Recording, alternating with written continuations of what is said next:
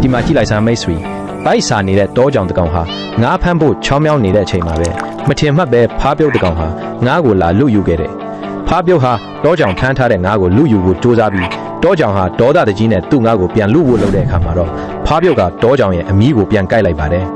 ဒီလိုနဲ့တောကြောင်ဟာသူ့ရဲ့ထက်မြက်တဲ့လက်သေးတွေနဲ့ဖားပြုတ်ကြောကုန်းကိုအားကုန်လွှဲရိုက်လိုက်တယ်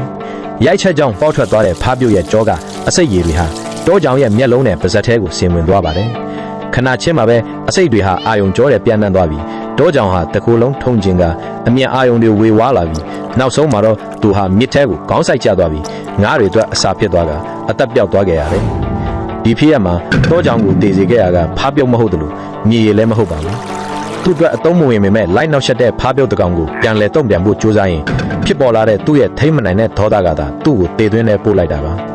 လက်တွေ့ဘဝမှာဆုံးရှုံးစရာမရှိပဲပြဿနာရှာတတ်တဲ့အောက်တန်းကြသူတွေနဲ့ကြုံလာတဲ့အခါမှာကိုယ့်ရဲ့တန်ဖိုးရှိတဲ့အချိန်နဲ့ဘဝကိုအဆုံးရှုံးမခံပဲအသာတကြီးလက်ထွက်သွားဖို့လိုအပ်ပါတယ်ဖားပြုတ်လိုအစိတ်တောက်ဖြစ်စေတဲ့လူတွေကိုဒေါသတကြီးနဲ့ပြန်လဲတုံ့ပြန်တိုက်ခိုက်ခြင်းဟာကိုယ့်ကိုယ်အန်တရားပြင်းတဲ့ပြန်ဆွဲချတယ်လို့ဖြစ်စေပါတယ်